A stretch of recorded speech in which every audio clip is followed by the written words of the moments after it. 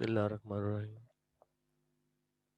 Advance analysis algorithm में आज हम स्वीप लाइन एल्गोरिथम की बात करेंगे। इससे पहले हम 2D maxima problem previous lecture में देख चुके हैं। 2D मैक्सिमा प्रॉब्लम को सॉल्व करने के लिए हमने ब्रूट फोर्स एल्गोरिथम को इस्तेमाल किया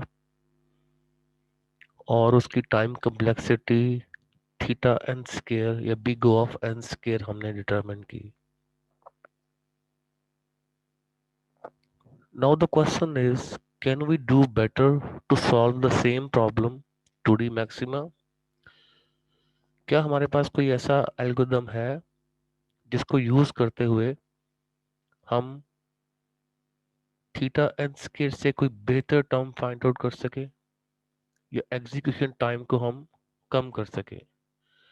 तो इस हवाले से हम स्वीप लाइन एल्गोरिथम डिस्कस करेंगे आज के लेक्चर में। और बेसिकली जो 2D मैक्सिमा प्रॉब्लम है उसको हम रिविजिट करेंगे। मीन्स के प्रॉब्लम हमारे पास वही होगा लेकिन हम उसको सॉल्व करेंगे by using C-spline algorithm. So recall the 2D maxima problem.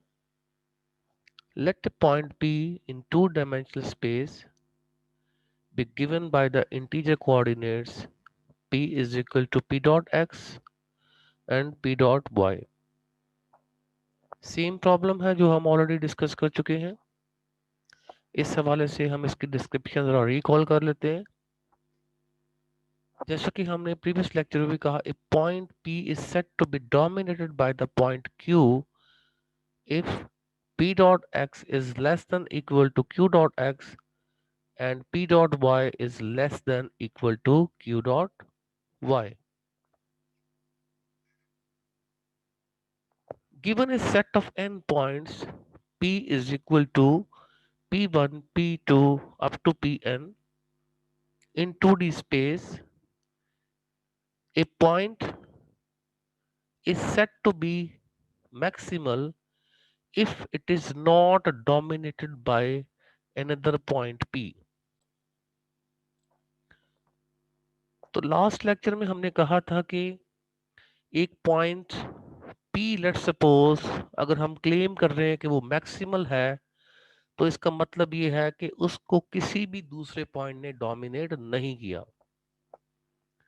The problem is to output all the maximal points of P। Problem क्या था कि हमने तमाम मैक्सिमल पॉइंट्स को आउटपुट करना था।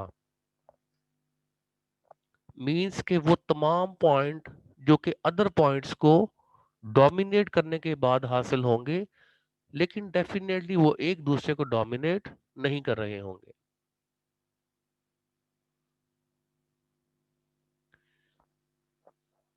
In the previous lecture, we introduced a brute force algorithm that ran in theta n square time. It operated by comparing all pairs of points. उसमें क्या किया गया था? हर पॉइंट को हर दूसरे पॉइंट के साथ कंपेयर किया गया था।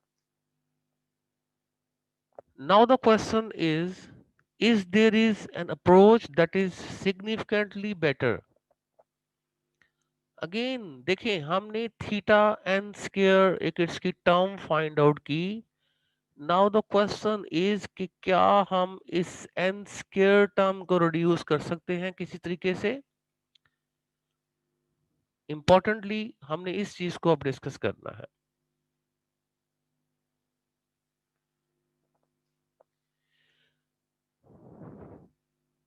The brute force algorithm that we discussed earlier, as we said, is theta n square. So the problem with the brute force algorithm is that it uses no intelligence in pruning out the decision. हमने किसी किस्म की intelligence का इस्तेमाल नहीं किया using brute force. Simply हमने ये किया, एक पॉइंट सेलेक्ट किया, उसका कंपैरिजन सबके साथ परफॉर्म कर लिया, उसके बाद एक दूसरा पॉइंट लिया, उसके कंपैरिजन परफॉर्म करते गए and so on at the end हमारे पास मैक्सिमल पॉइंट्स का सेट आ गया.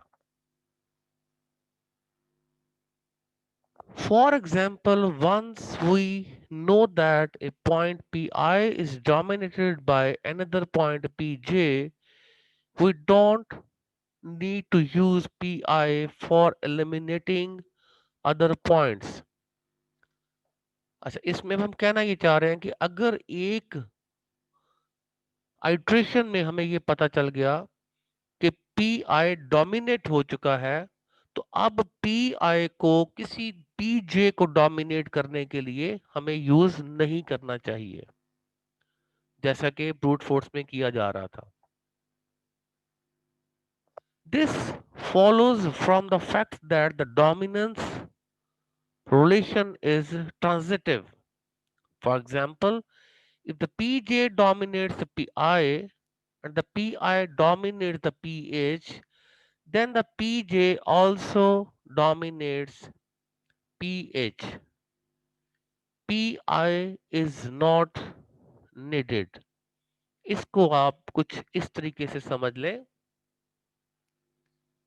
लेट्स सपोज हम कहते हैं कि P I is less than P J and P J is less than P H. तो ये एक अंडरस्टूड सी बात है कि पी आई लेस देन ही होगा पी जे से, हमें ये चेक करने की जरूरत नहीं. If we say that P I is less than P J and P J is less than P H, तो ये एक ट्रांजिटिव रिलेशन है जिसमें हम कहेंगे कि P I definitely less than होगा पी एच, और ये चीज हमें चेक करने की जरूरत नहीं.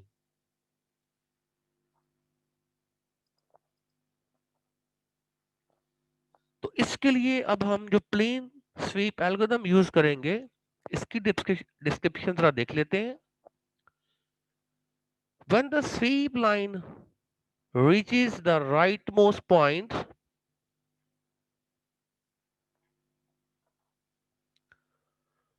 अच्छा ये प्रीवियस स्लाइड को जरा पहले पढ़ लेते हैं. We will sweep a vertical line across the 2D plane from left to right. इसमें कुछ किया इस तरीके से जाएगा कि हम सेम इसी तरीके से ग्राफ रिप्रेजेंटेशन देंगे. एक स्वीप लाइन जो है वो वर्टिकली मूव करेगी. इस तरीके से आप ये कह लेंगे ये स्वीप लाइन है, इसको हम वर्टिकली मूव करेंगे. As we sweep, we will build a structure holding the maximal point lying to the left of the sweep line. इस स्वीप लाइन को हम मूव करेंगे और जो पहला पॉइंट हमें स्वीप लाइन को ट्रेवर्स करते हुए मिलेगा, उसका रिकॉर्ड हम किसी जगह पर स्टोर कर लेंगे. और आफ्टर दैट इस स्वीप लाइन को मूव करते करते नेक्स्ट पॉइंट लेंगे और उसका कंपैरिजन प्रीवियस के साथ करेंगे. लेकिन जो पॉइंट डोमिनेट हो जाएगा उसको हम रख लेंगे, और जो डोमिनेट कर देगा वो हमारे पास स्टैक के अंदर मौजूद होगा, और जो डोमिनेट हो जाएगा उसको हम उस स्टैक में से या उस लिस्ट में से निकाल देंगे, और दोबारा उसको हम शामिल नहीं करेंगे किसी दूसरे पॉइंट के कंपैरिजन के लिए. इसकी फर्दर डिस्क्रिप्शन देख लेते हैं किस तरीके से हम इसको इंप्लीमेंट करेंगे.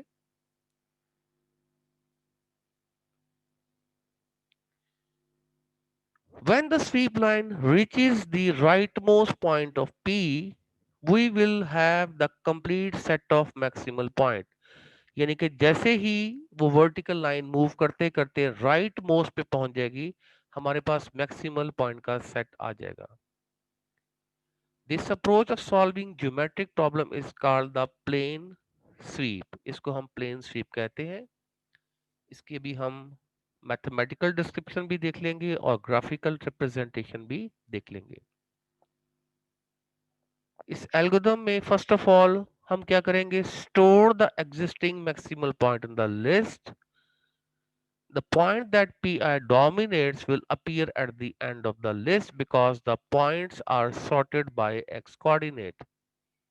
यानी कि जो हमारे पास पॉइंट्स होंगे उनको x कोऑर्डिनेट के लिहाज से हम सॉर्ट करेंगे. डेफिनेटली हम या एक्स के लिहाज से सॉर्ट कर सकते हैं या हम उसको वाई के लिहाज से सॉर्ट कर सकते हैं। दोनों के लिहाज से सॉर्ट नहीं किया जा सकता। डेफिनेटली हम या एक्स को चूज करेंगे सॉर्टिंग के लिए या हम वाई को चूज करेंगे। Scan the list left to right, ये हम लेफ्ट टू राइट भी स्कैन कर सकते हैं या बॉटम टू टॉप भी स्कैन कर सकते हैं। We add maximal point onto the end of the list and delete from the end of the list। ये बिल्कुल ऐसी है जैसे कि आप एक स्टैक यूज करते हैं। We can thus use a stack to store the maximal points। हम maximal points को स्टोर करने के लिए एक स्टैक का इस्तेमाल करेंगे। इसके डिफरेंट ऑपरेशंस भी अभी हम डिस्कस करेंगे। ये एक स्टैक डेटा स्ट्रक्चर हमने इस्तेमाल करना है इसमें। The point at the top of the stack will have the highest x coordinate। जो हमारे पास स्टैक के बिल्कुल टॉप पे पॉइंट होगा उसका कोऑर्डिनेट सबसे हाईएस्ट होगा। Here is the algorithm. अच्छा, इसकी डिस्क्रिप्शन हम one by one from the start देखेंगे कि इसमें किया ये जाएगा। ये जरा पहली स्लाइड देखते हैं इसको। अच्छा, इससे पहले जरा रिकॉल कर ले स्टैक के ऑपरेशन हम कौन कौन से अप्लाई कर सकते हैं। इसके लिए हम पुश ऑपरेशन स्टैक पे अप्लाई कर सकते हैं। Pop top is empty and is full. तो ये स्टैक डेटा स्ट्रक्चर के ऑपरेशंस हैं जो हम अप्लाई करेंगे। अच्छा, इसकी डिस्क्रिप्शन अब हम देखते हैं कि किस तरीके से इसको हम इस एल्गोरिथम को हम यूज करेंगे। जैसा कि अभी हमने थोड़ी देर पहले कहा कि हम इन तमाम पॉइंट्स को एक्स कोऑर्डिनेट के लिहाज से सॉर्ट कर लेंगे और डेफिनेटली जो सॉर्टिंग कॉस्ट है उसको भी हम कैलकुलेट करेंगे कि सॉर्टिंग के हवाले से हमें क्या कॉस्ट पे करनी पड़ेगी या उसके लिए टाइम कम्प्लेक्सिटी क्या होगी। अच्छा, आपको ये जो व्हाइट लाइन नजर आ रही है ये जब लेफ्ट टू राइट मूव करेगी तो इसमें जो सबसे पहला पॉइंट मिलेगा 2,5। बिकॉज ये स्टैक अभी एम्प्टी है, इसके अंदर कोई पॉइंट पहले से मौजूद नहीं है, तो जैसे ही ये पहला पॉइंट हमें 2,5 मिलेगा इसको हम पुश कर देंगे इस स्टैक के अंदर। नेक्स्ट स्टेप में हमें जो दूसरा पॉइंट मिला दैट इज 3,13। अच्छा, यहाँ पर एक गौरतलब बात ये है, यहाँ पर थोड़ी सी मैं आपको डिस्क्रिप्शन दिखा दूं कि हम करने क्या जा रहे हैं। देखिए, पहला पॉइंट था हमारे पास 2,5। दूसरा जब पॉइंट हमें मिला जब हमने स्वीप लाइन को मूव किया वर्टिकली, दूसरा पॉइंट मिला 3,15। तो एक बात जरा जहन में रखनी है हमने कि हम एक्स के लिहाज से सॉर्ट कर चुके हैं ऑलरेडी, कि हमारे पास जो पहला पॉइंट मिलेगा उसका x coordinate definitely next point के एक्स कोऑर्डिनेट से कम ही होगा क्योंकि हमने इसको असेंडिंग ऑर्डर में सॉर्ट कर लिया है। आप ये देख भी सकते हैं कि हमें जो ये पहला पॉइंट मिला इसका एक्स कोऑर्डिनेट 2 है। ये वर्टिकल लाइन मूव की, इसका एक्स कोऑर्डिनेट 3 है। ये वर्टिकल लाइन जैसे ही यहां पर पहुंचेगी इसका एक्स कोऑर्डिनेट 4 है। आप ये देख रहे हैं कि जैसे जैसे मैं ये लाइन को मूव करूंगा और जो मुझे नेक्स्ट पॉइंट मिलेगा 4 के बाद ये 7 मिलेगा, ये 9 मिलेगा, ये 10 मिलेगा, ये 12 मिलेगा। क्योंकि वर्टिकल लाइन जो है जब ये मूव होनी है, जो जो पॉइंट मिलते जाएंगे वो डेफिनेटली एक्स के लिहाज से वो असेंड करते जाएंगे। हमें चेक क्या करना होगा, हमें चेक ये करना होगा कि वाई कोऑर्डिनेट की सिचुएशन क्या है। तो इसको फर्दर अब हम देखते हैं। अब हमने ये समझना है कि ये 2,5 इनिशियली हमारे पास इस स्टैक के अंदर मौजूद था। प्रीवियस स्लाइड में हम देख चुके हैं कि हमने 2,5 को ऐड किया था। अच्छा, उसकी जगह पर ये 3,13 किस तरीके से आया। तो जैसे मैंने कहा कि पहला पॉइंट था 2,5 और उसके बाद नेक्स्ट जो पॉइंट हमें मिला वो 3,13। तो सिंपली हमने ये देखना है कि ये जो नेक्स्ट पॉइंट एनकाउंटर हुआ है इसका वाई कोऑर्डिनेट जो पहले से मौजूद हमारे पास जो वाई कोऑर्डिनेट है उससे कम है या ज्यादा है। डेफिनेटली एक्स कोऑर्डिनेट तो ये ज्यादा ही होगा क्योंकि हमने ये ऑलरेडी सॉर्ट कर दिए हैं। हमने सिर्फ चेक y कोऑर्डिनेट को करना है, तो डेफिनेटली y कोऑर्डिनेट b इसके y कोऑर्डिनेट से ज्यादा है। तो नेक्स्ट स्टेप क्या होगा, इसको हम पॉप करेंगे स्टैक में से, और ये वाला पॉइंट जो है वो पुश हो जाएगा इस स्टैक के अंदर। तो हम इसको इस तरीके से pop and push operation perform करते हुए जो पॉइंट डोमिनेट हो गया उसको हमने निकाल दिया स्टैक में से, और जिसने डोमिनेट किया वो अब स्टैक में आ चुका है। अब यहां पर जो इंपॉर्टेंस या इंटेलिजेंस इस चीज में हम यूज कर रहे हैं कि जो एक दफा पॉइंट इस स्टैक में से निकल गया, अब वो दोबारा कभी भी स्टैक में एंटर नहीं होगा, बिकॉज ये वर्टिकल लाइन आगे मूव करती जाएगी और पुश पॉप ऑपरेशन जो है वो एग्जीक्यूट होते जाएंगे।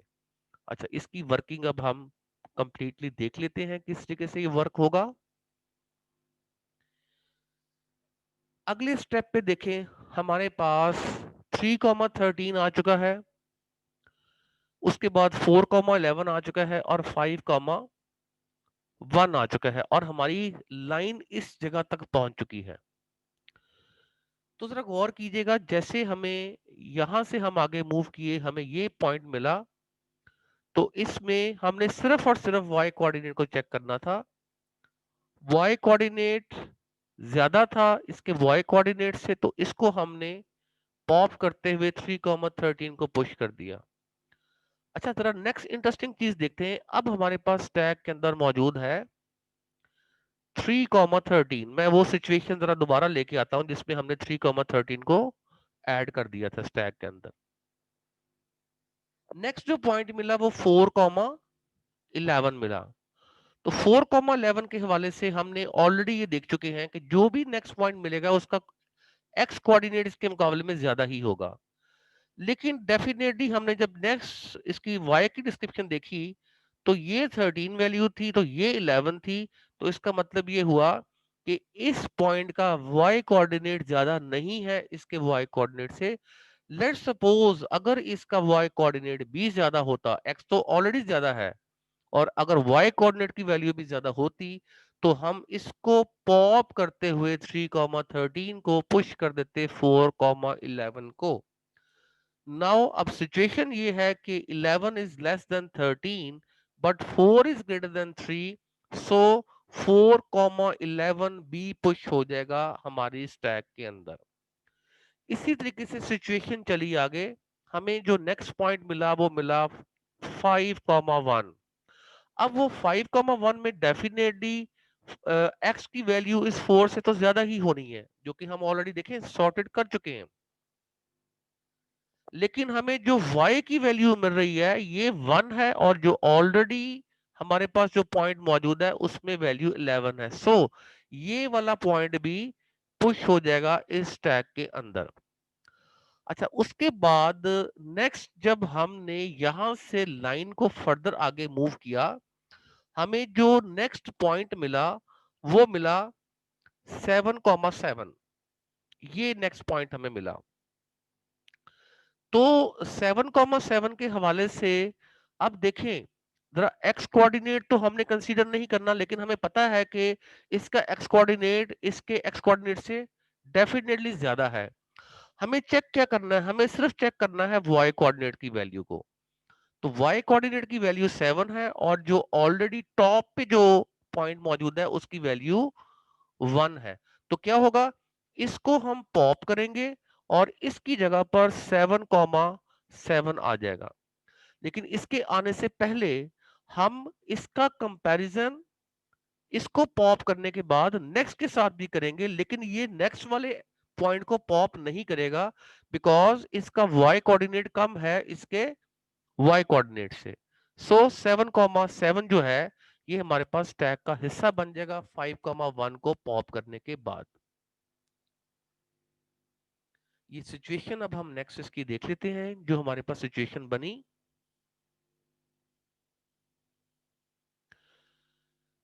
तो हमने ये देखा कि अब हम नेक्स्ट स्लाइड में हम पॉइंट को यहां तक ला चुके हैं, लेकिन एक स्टेप मेरे दरमियान ने बता दिया था कि 7,7 मिलेगा। उसके बाद बारी आएगी 9,10 की।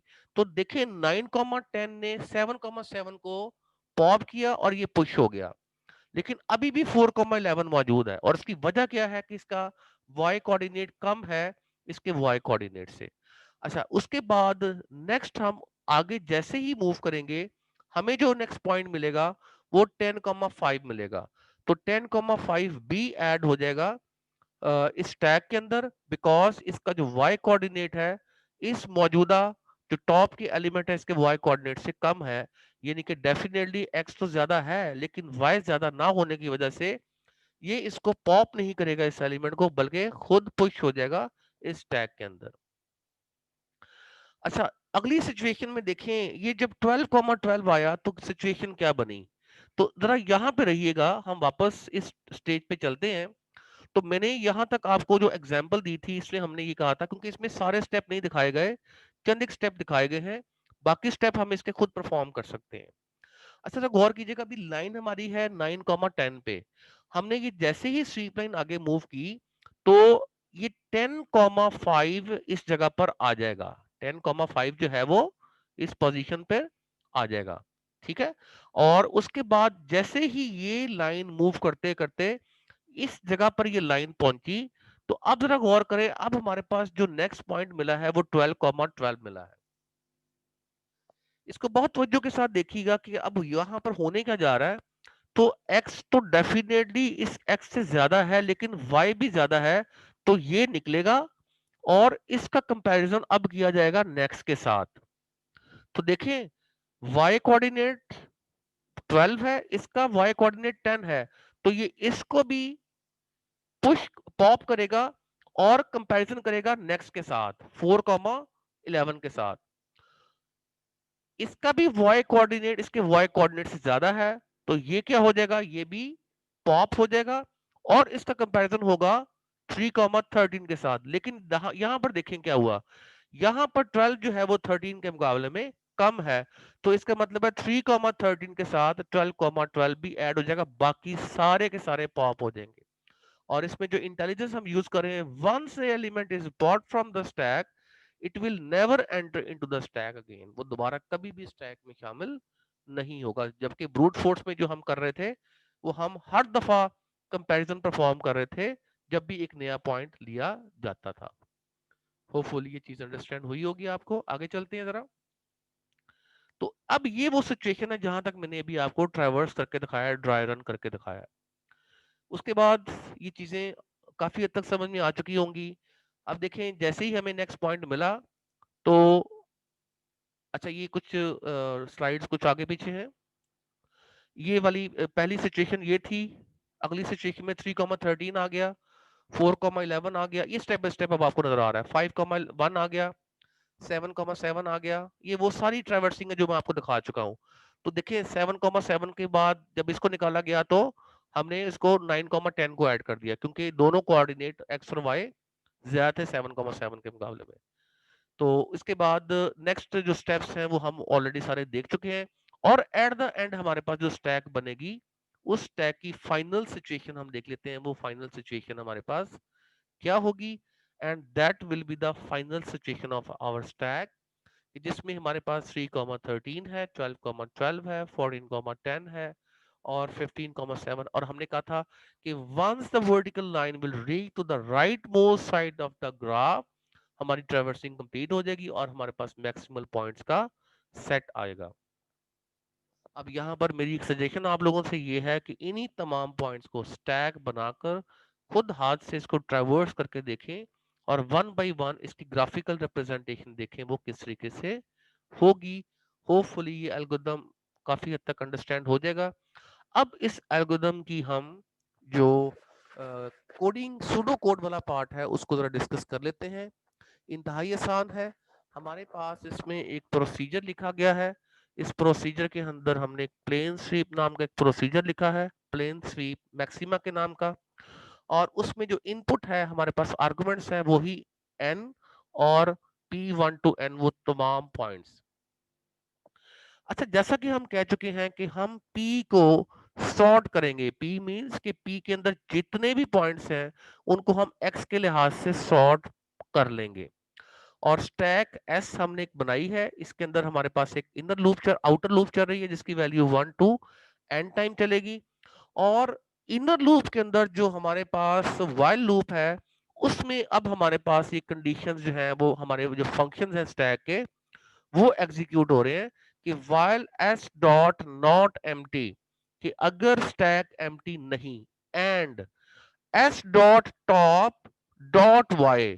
अब देखें, अब ये s डॉट टॉप क्या है, देखिए s डॉट टॉप का मतलब ये है कि इस स्टैक का जो भी वक्ती तौर पे जो भी टॉप एलिमेंट है, लेट्स सपोज अगर ये वाला एलिमेंट है, एक ही एलिमेंट है, तो ये एस डॉट टॉप होगा।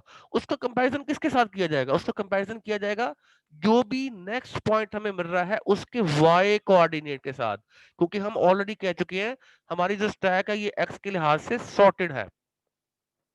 अच्छा, अगर ऐसा हो तो एस डॉट पॉप, यानी कि इस एलिमेंट को पॉप कर दो, निकाल दो, और एस डॉट पुश यानी कि स्टैक के अंदर पुश कर दो पी आई को। ये पी आई क्या है, ये वो नेक्स्ट पॉइंट है जिसका वाई कोऑर्डिनेट ज्यादा था मौजूदा पॉइंट्स के वाई कोऑर्डिनेट से। ठीक है, तो अगर ये कंडीशन ट्रू है, स्टैक एम्प्टी नहीं है, और जो टॉप है उसका वाई कोऑर्डिनेट नेक्स्ट जो पॉइंट है उसके वाई कोऑर्डिनेट से कम या बराबर है, तो वो पॉप होगा वो एलिमेंट जो स्टैक के अंदर मौजूद है, और पुश कर देंगे पी आई को स्टैक के अंदर।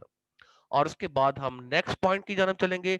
अब देखिए यहां पर जो हमारी इनर लूप है, इनर लूप हमारी जो एग्जीक्यूट हो रही है उसमें जब एक एलिमेंट को हम पॉप करेंगे तो वो कभी भी दोबारा पुश नहीं होगा।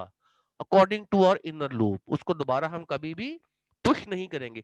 और जैसे ही आउटर और इनर लूप हमारी कंप्लीट हो जाएगी, हम स्टैक को आउटपुट कर देंगे, यानी कि जो भी स्टैक की फाइनल शेप हमारे पास होगी वो हमारे पास क्या हो जाएगी, वो आउटपुट हो जाएगी। अच्छा, इसमें हम फर्दर कंपैरिजन परफॉर्म कर लें, इसका रन टाइम एनालिसिस परफॉर्म कर लें, सॉरी।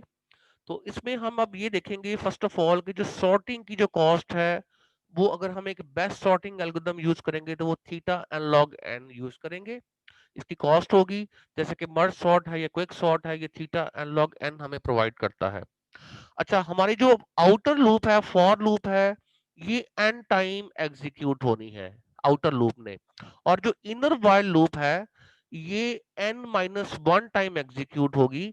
और ये लग ऐसे रहा है कि आउटर एन टाइम और inner n minus one time, और ये अगेन हमारे पास थीटा एन स्केयर में ये एल्गोरिथम जाएगा। लेकिन एक्चुअली ऐसा नहीं है जैसा नजर आ रहा है। उसकी वजह क्या है, उसकी वजह थोड़ी सी मैं आपको क्लियर कर दूं। मैं अगेन दोबारा इस एल्गोरिथम की जानब चलता हूं। ये भी थोड़ी देर पहले जो हमने एल्गोरिथम डिस्कस किया है। अच्छा, इसमें जो इंपॉर्टेंट चीज है कि जो इनर पार्ट है हमारे पास, इनर लूप जो है,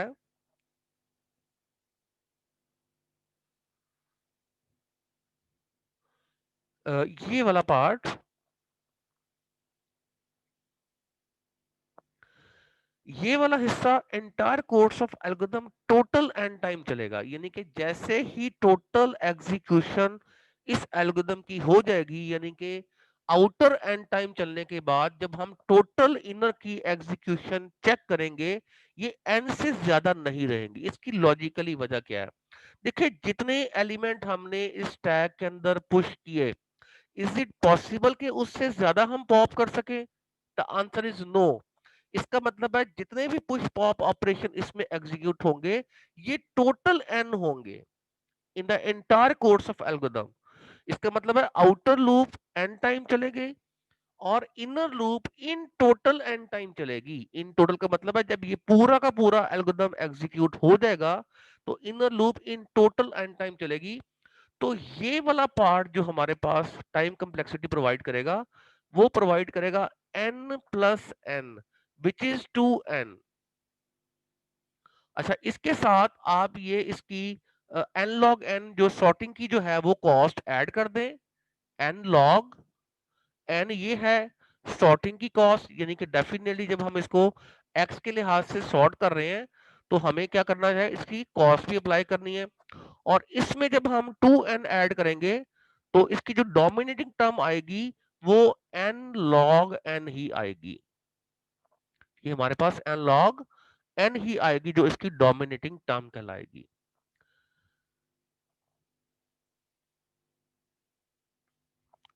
तो यही बात हम नेक्स्ट स्लाइड पे जरा इसको चेक कर लेते हैं.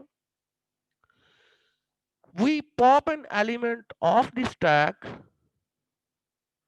each time we go through the inner while loop. It is impossible to pop more elements than are ever pushed on the stack. ये मुमकिन ही नहीं है कि पॉप ज्यादा एलिमेंट हो जितने हमने पुश किए हैं इन the entire course of algorithm. The for loop iterates and time and the inner while loop also iterate n time for the total of theta n. ये वही वाली बात जो मैंने अभी आपको बताई है कि inner loop entire course of algorithm theta n time चलेगी. ये ऐसा नहीं होगा कि आउटर की एक आइट्रेशन से इनर की एन आइट्रेशन हो. आउटर की जब एन आइट्रेशन कंप्लीट हो जाएंगी तो इन टोटल इनर की भी एन आइट्रेशन ही होंगी. Combined with the sorting, the running time of entire plane shift algorithm is theta and log n. Therefore, the inner while loop cannot execute more than n time over the entire course of algorithm. And make sure that you understand this कि आपको ये चीज understand होनी चाहिए जो बात अभी हमने की है.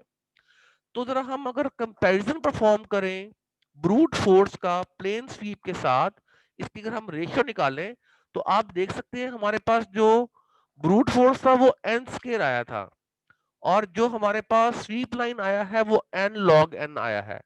इसमें से स्केयर को अगर मैं एन के साथ खत्म कर दूं तो मेरे पास जो टर्म आ जाएगी वो एन के साथ लॉग एन आ जाएगी. तो अगर मैं एन की वैल्यू लेट सपोज 100,000 अगर लेता हूं और log n की वैल्यू अगर मैं यहां पर log बेस 2n लूं तो इस चीज को अगर मैं कैलकुलेट करूं कैलकुलेटर से या खुद से तो मैं देख सकता हूं कि this value is log base 2n is much much smaller than this value. कि इसके मुकाबले में ये जो log बेस 2n होगी ये बहुत छोटी वैल्यू आएगी.